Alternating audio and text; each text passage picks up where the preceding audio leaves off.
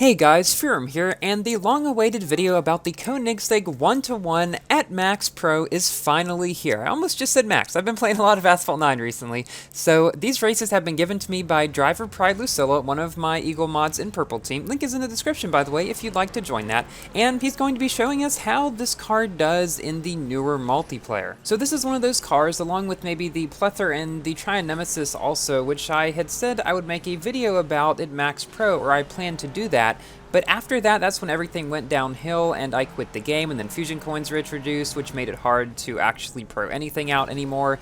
And so I've done the one with the Plethora a while back with races given to me by Asphalt 89, and so now I have this one with these races by DriverPRIDELucilla. We'll have to see what we can do about the Nemesis. Mine is still at the exact same rank as it was when I last tested it like 3 years ago.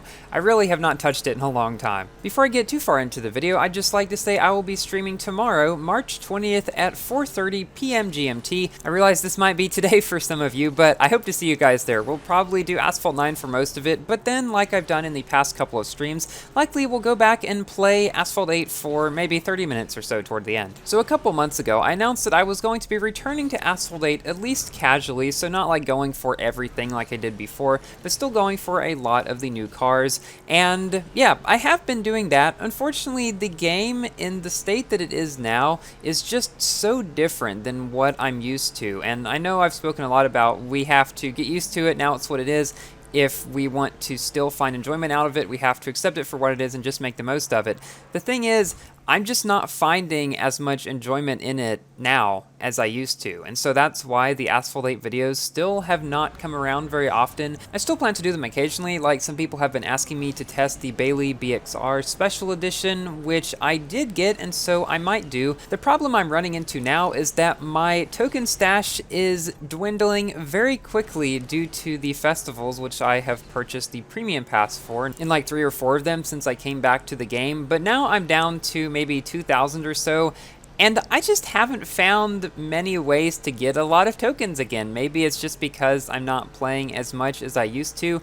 But yeah, that kind of limits the cars that I can actually get in the near future, and since some of them actually require you to spend money to get some of the cars in it, just like they're doing with Asphalt 9 now in some of the special events, it's just getting to the point where it's very difficult in a lot of cases for free-to-play players such as myself to really get a lot of the new cars in either game. But we can still see that some of the older ones are still doing great. DriverPRIDELucilla taking the victory in these first couple of races against, well, in this race there were older cars, but in the first race there were some more powerful ones. Newer ones like the Centenario, and in this race we're facing a car that I do not have, at least I don't think I have. I have the Rizvani Beast Alpha, and the one here is the Rizvani Beast X. As you can see, it starts off like a rocket. I believe it's one of the better cars in its class, and very good for multiplayer. But the 1-to-1 takes a really great turn here, and nearly manages to pass this Rizvani, who gets a little bit behead, but then I think he was having some internet issues or something,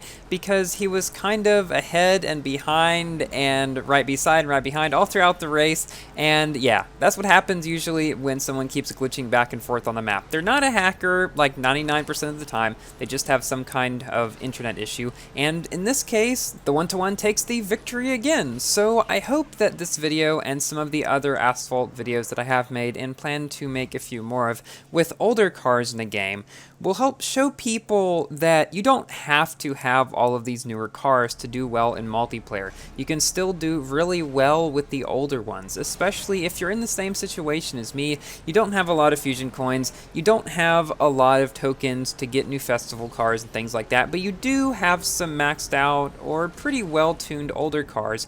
You can still get the Champion League and do quite well for yourself in multiplayer and in a lot of events as well. I know, for example, I used the Lamborghini Aventador SV, which I think is currently my best car, but I was able to get top 1% in my bracket, I guess, in an event that I played in it today, so yeah, it's still doing pretty good. In this race, we got a couple of more Beast X's, one of which is going a bit crazy back there. Not entirely sure what happened to him, but he did wreck. There's also a new 4GT, the 2017 4GT in this race, which is also a very good car, I think one of the best in Class A, and while it looks like the 1-to-1 crosses the finish line first, apparently the Rizvani actually did, giving the Rizvani a first place finish here, a full half second ahead, or I guess I shouldn't say a full half second, just a half second ahead, and there was also a Terzo Millennio in that race as well. Now in this next race in London, there's a couple of Terzo Millennios as well as a Rizvani, a couple of GTs. One problem with the Koenigsegg is that it doesn't start up the fastest at the beginning of races. So oftentimes, if you're driving this car, you might get knocked down, and that's one thing, well, that you have to worry about a whole lot more in Asphalt 8 than in Asphalt 9, because in Asphalt 9 we have the extended ghosting time at the beginning that's, I think, at least 20 seconds now, but in Asphalt 8, you have nothing like that. I think that would be something that they could add to this game to avoid those sorts of early race knockdowns that you really can't do much about. I mean, even if you go over to the side, somebody could still come beside you, squish you to the side. So yeah, I think that'd be one thing that I personally would find would make multiplayer a lot less frustrating if you're in a car that doesn't accelerate as fast. But given the fact that there's no ghosting now, that's why acceleration is so important in this multiplayer. And wow, that was a pretty good force barrel back there. But yeah, acceleration is super important now, not only to avoid getting knocked down at the beginning, but also because in the new multiplayer system, since most cars around the same rank have pretty close to the same speed, just being able to get ahead in the beginning could mean the difference between losing and winning a race. Because there's not going to be a whole lot of catching up, per se, unless people make mistakes, or there's going to be a whole lot of little things rather than more big speed differences that make the difference in this new multiplayer. Now, in this final race of the video, we have a Trion Nemesis, we've got another Trion Nemesis, we've got a Rizvani Beast X, and a McLaren 600 LT. And let me remind you guys, Asphalt 8 now does have cross-platform. So if you're on mobile and you'd like to join me for selfies in my stream tomorrow, you can still do that. So now it's time for my general review about this car. Obviously, I haven't driven it myself at max. I think I own this car, but it's at stock. I never really bothered upgrading it since it was never really all that useful or great in anything, and it was kind of expensive. But what I can tell in this video, it's fast enough, it seems to drift pretty well. It's definitely not a bad drifter by any means. The nitro efficiency is good, and assuming that there is no fake speed on this car, which there shouldn't be of anymore, I'm pretty sure they removed all of those, it is going around 307 miles per hour, which isn't the most amazing. Cars like the Vulcan and the Apollo and the Aventador SV, for example, can go closer to 315, but this is definitely still good to take on some of the higher-end A-class cars. Also, I believe this is one of the very few cars in Asphalt 8 that you can make golden, and you can also make it that nice purple color as well. So, all in all, pretty good car. I don't know if I'd recommend to go for it nowadays, but if you already have it, you'll probably be able to do pretty well with it in multiplayer. So, thank you guys so much for watching. Thank you to DriverPRIDELucilla for these races. Please like the video if you have enjoyed, and consider subscribing for more Asphalt and other games content. I'll see you in my next video. Goodbye!